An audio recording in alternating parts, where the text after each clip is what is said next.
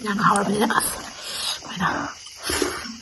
Mèo em video bên người một khuyên đinh mà khơi làm cháy ở đâu mèo xin đi en thùng một cái cha ghé ở đâu em video xem beta đi subscribe cho xem video một cái like comment xuống số cho xem video một câu chào mọi người ghé 잘하게 하더니 한강 잘해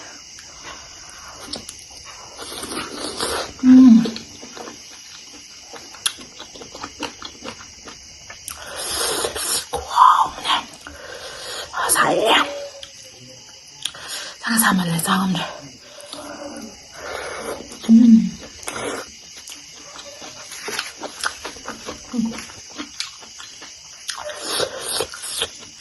우리 좀 뭐 룸다리에 해봐요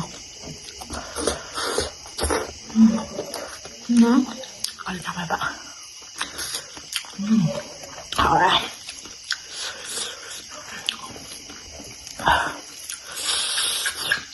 기다려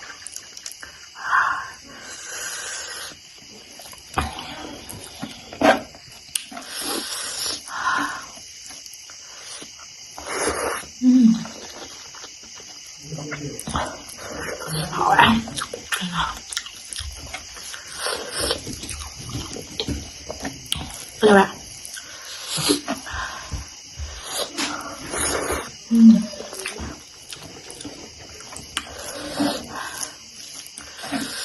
왜 나서 구워?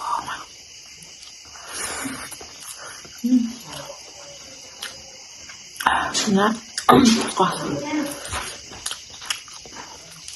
그냥 이 잘해.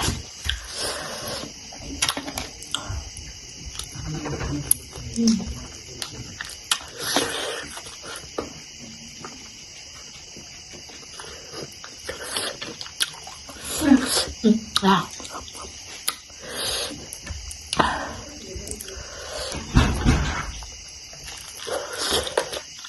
알아.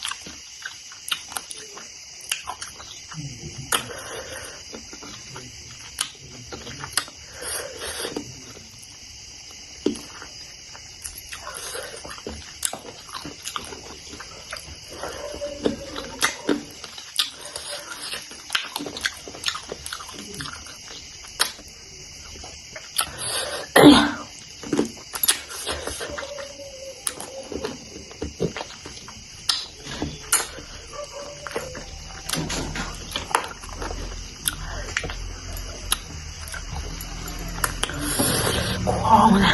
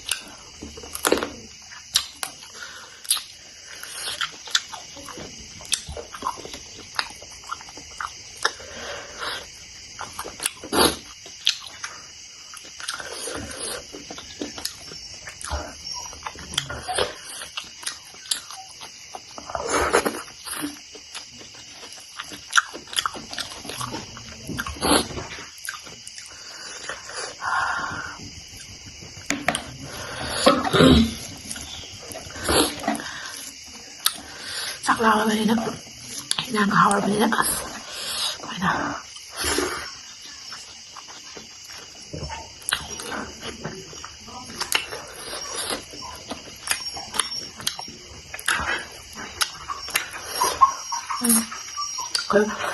cái bữa nay mà bán đây nào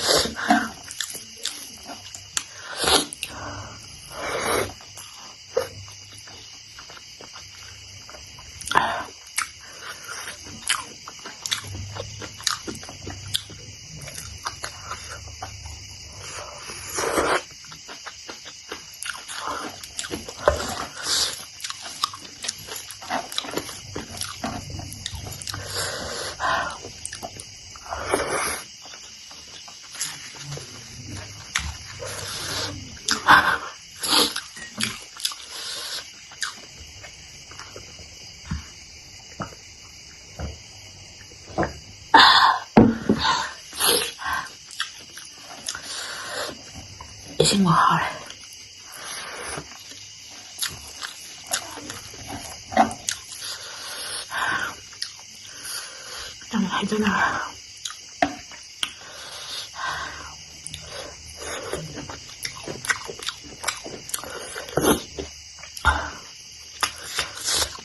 잠시만요. 이거 못 먹겠다. 한 번만 해봐. 이거 뭐 대한 잔인 그래 가지고 일단 가보러 가보겠네.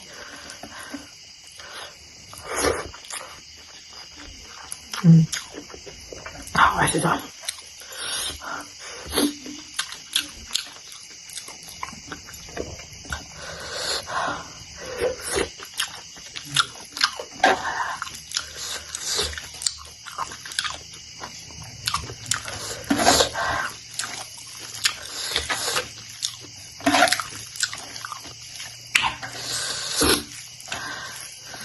Làm một sải đang nằm mà ma lại kìa.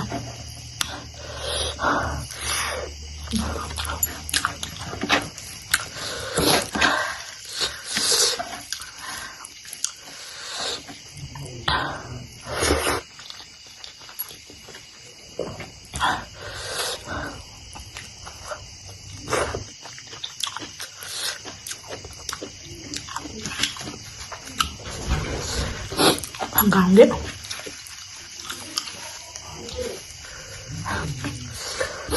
한가운데 고아우스 돼.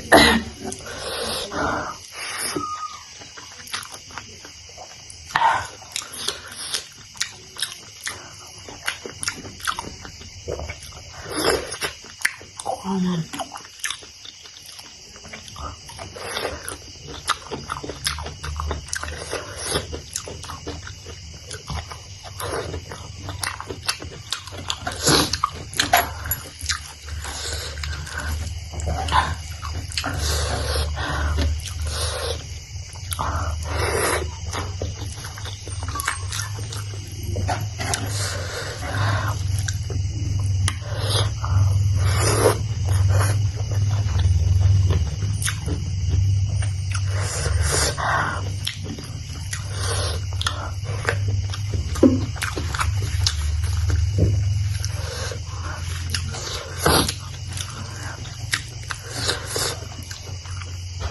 cái chui dậy chân chuột như vậy thì thôi bên ngoài chạy.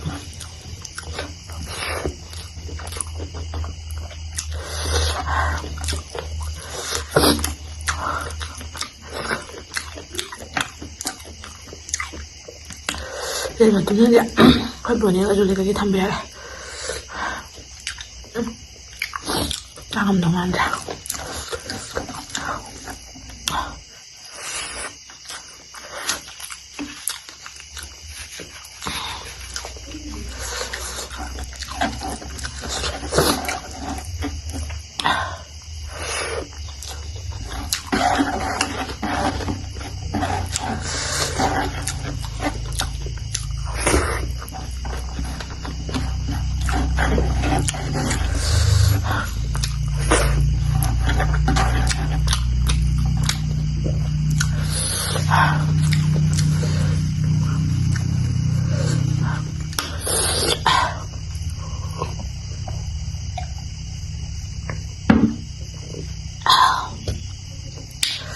Không thôi mẹ.